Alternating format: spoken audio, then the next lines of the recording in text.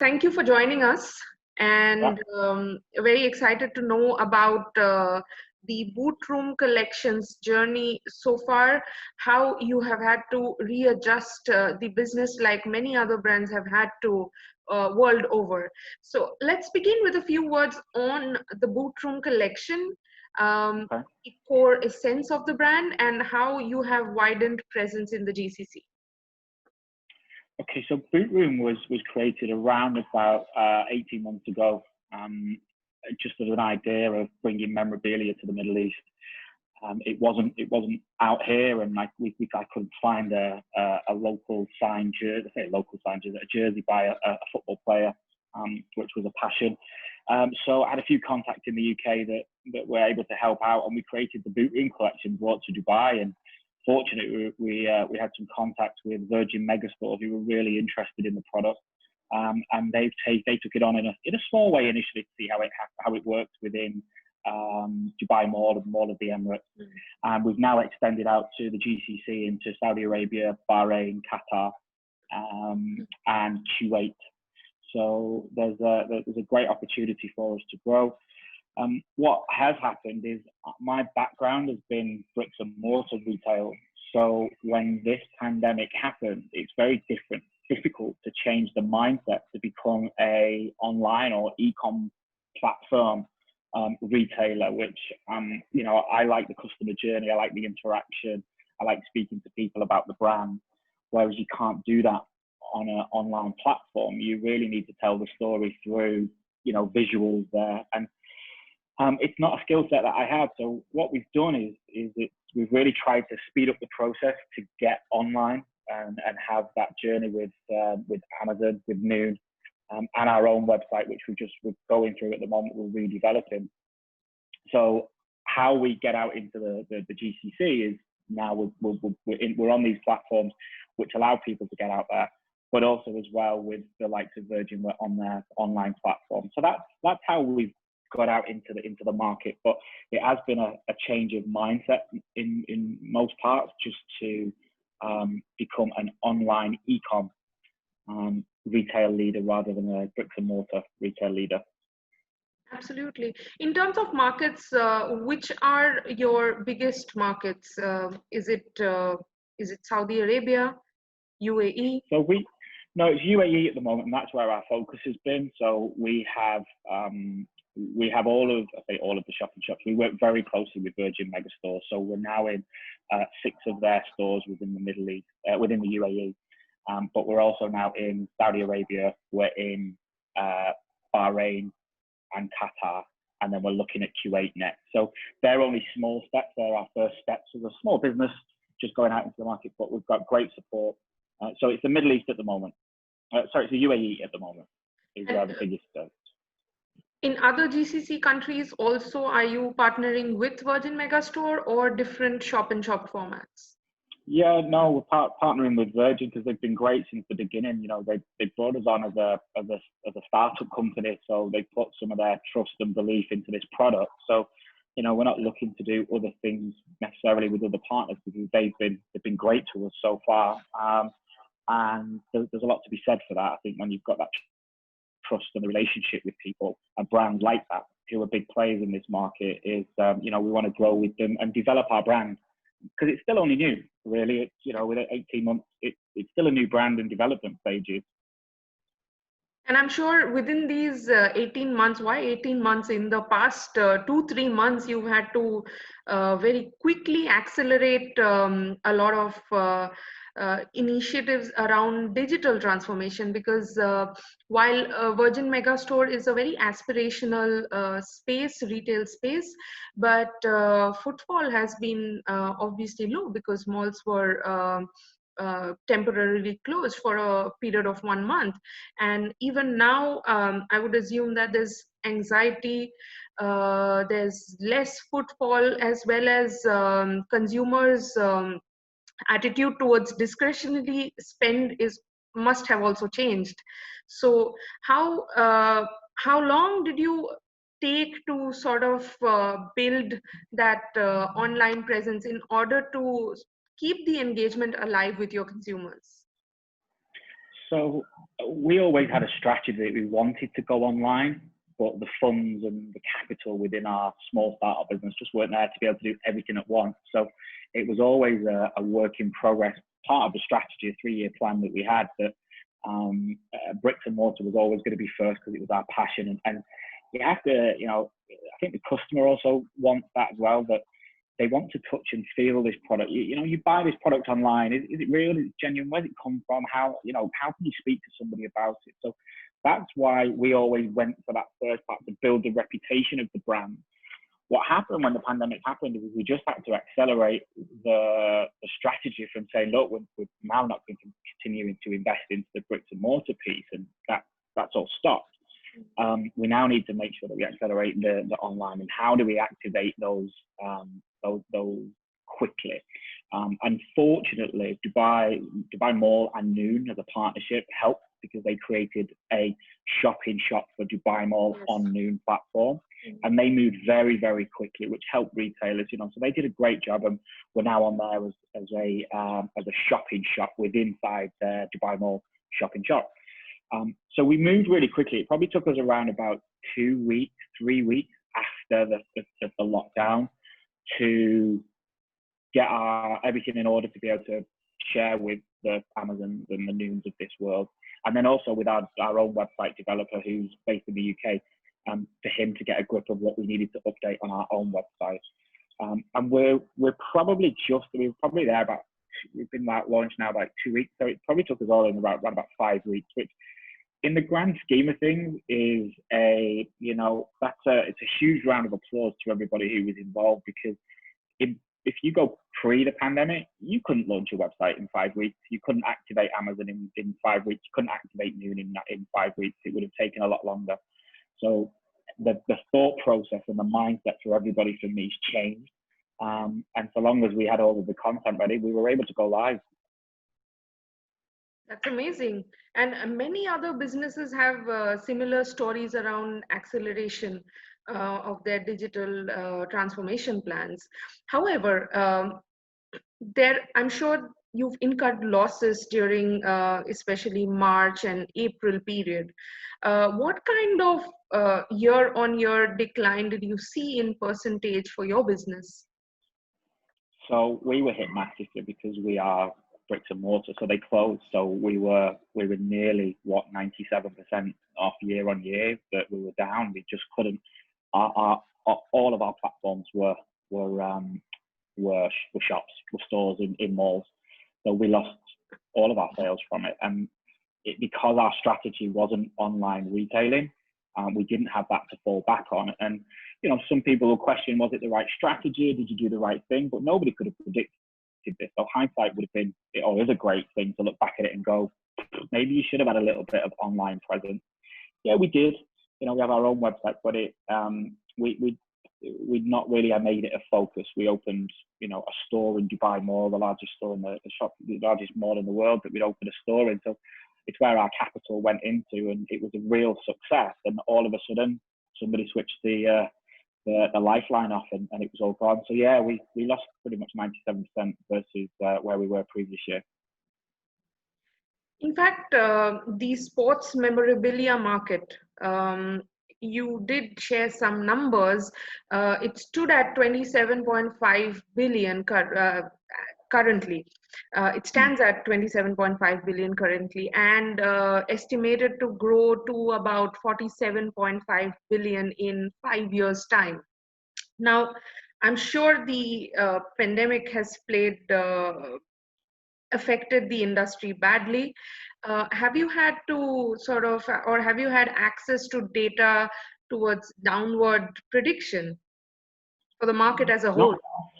Not in the market as a whole, but it's a very different market to the way that everything else works. Because I think when you look at the memorabilia market, it's all about access to that person's signature. Now, whether they're still with us, in this world at the moment, i.e. football players or basketball players, sports, any sports players for that, or whether they pass, such as the likes of Muhammad Ali, some of those greats, is their value only ever increases by day, by hour, by week, by month. But also, while this pandemic's been going on, is those signatures of the people that are present in the market, those footballers, nothing's being signed. So their value is also going up because there's not as much, there's still a demand there, but you can't get access to Mo Salah's signature because he's locked up, you know, he's in a lockdown within the UK. So the downward turn, I don't have any kind of numbers or anything to be able to share with you. But what I would say is you can see that we've seen a lot more people interacting with us over our social channels, asking us questions about product, whereas previously we weren't having that. So if anything, I would probably say that market will be increasing. The majority of that 27 billion is done through trading cards within the US, and that's a massive part of sports memorabilia, whereas our business is really more focused towards sports, football, soccer, soccer memorabilia. So the likes of Mo Salah's signature right now has gone up in value because you just can't get his signature right now. If and when we come out of the lockdown within the UK and people start traveling again, his signature may just slightly drop again because it's accessible. So, you know, we've got to think about that. And one of the other things that's happened through this lockdown is the likes of Netflix launching documentaries on the likes of Michael Jordan. And, you know, on his piece, you know, on the last dance that's just been released, you know, people, the Google Analytics that will show you people asking for his signature and how they get, because he's one of the greatest sportsmen, but he's been brought back into mainstream where people will say, how much is his signature? You know, one of his jerseys sold for 173,000 dirhams last year. Sorry, $1,000 last year. You know, this is so the memorabilia market is still very big, and the less that's out there is the bigger the demand. So but the question is, how open will consumers be towards discretionary spend? How? What, within these luxury items? Yes, this is pretty much luxury. This is pretty much keepsake. When do you expect consumers to again become open to spending on things like this? Because currently there is certain amount of anxiety. I think there's anxiety within the market if you're going into a mall, but certainly not on any online platform. I think anybody I've spoken to, if they have been online, then they've had some great results there. With a couple of companies, and unfortunately one of them slips my mind, but a UK-based company who traded exactly the same as what they did this time last year, but all their sales were driven through online.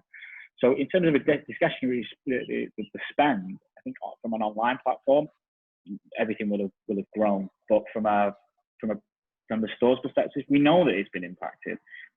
But I do think that there are people still out there, you know, that will come out, and once that feel-good factors back into being able to go back into the malls and there's confidence there, that these pieces will still be purchased, because the pieces we have, Cristiano Ronaldo, you know, Messi and Salah shirt, they're pieces that people want, and there's not many of them. Sure. Any positive surprises from your online operations? Marketplaces and your own platform included. Yeah, for us, it's just been we now know that there's a demand for it. We knew that there was a demand for when people walked past it in the mall. And again, it's just me personally, it's the way that my retail career has gone, has been in the stores, but I didn't ever push the online. I think I was probably a little bit nervous of it, a bit scared, because I don't understand it inside out. You know, I need to, but we always knew we were going to go there. So yeah, yeah. Besides the online piece, have you had to undertake any kind of realignment of your business goals so far? Yeah, we've had to change them quite considerably. Our forecasts, we now look at our cash flow on a daily basis. I mean, it doesn't mean to say we didn't do it previously, but you knew that there was cash flow coming in via the bricks and mortar by our stores. So we've realigned our projections for this financial year. We've had to. But what it's also done is that we didn't have a line in there for online sales because it wasn't part of this year's strategy. So if they kick in, do we go back to our original forecast? Does anything actually change? All that's happened is we've just expedited the online piece sooner rather than later. So yeah, we've had to do it. We've looked at the way that we recruit. We've looked at how we've paid the staff, who've been amazingly supportive, and we're up to date with everything with them now. But everybody supported everybody as a new business and understood. So yeah, we've realigned, but there's some green shoots there for us. Do you expect at least a portion of your losses to be offset by the online presence? Yeah, we do. Yeah, we certainly do. Bearing in mind, if you think pre the lockdown, we didn't have any presence at all. There was zero. So we've grown that. Hence why we got some small sales through online. And we also did some home deliveries to people where we were allowed to get into the store or our warehouse to go and take some pieces. So that helped us. So it was just creating different strategies of how we can still trade somehow. And that's what we did. Yeah, it's just been a real fast learning process. Absolutely. And my last question to you, Craig. Among your top 3 priorities for 2020 and 2021, what are you going to, sort of re-strategize? Which areas are you going to touch upon for business continuity? Online. Online within the GCC. So the Amazon piece, I didn't underestimate the power of Amazon. I just wanted to make sure that we had a strong presence in bricks and mortar. That's what I wanted. That was what my passion was, to be able to interact with the customer. But we need to be online. You have to be online as a retailer now. There's no way, shape, or form. Was it a mistake? As I said at the start, I don't think it was a mistake. It means we should have balanced it a little bit better. But our cash flow dictated that. So the biggest focus now is about creating that customer journey on our own platform of how we interact and engage with the customers to now shop with us, and to offset that sales that potentially may not happen from a tourist coming into Dubai for the next few months that we do that. So yeah, definitely online. And then team. So it's about getting our team back up to where they were before, but also teaching them, that how do we all go for? How do we all grow?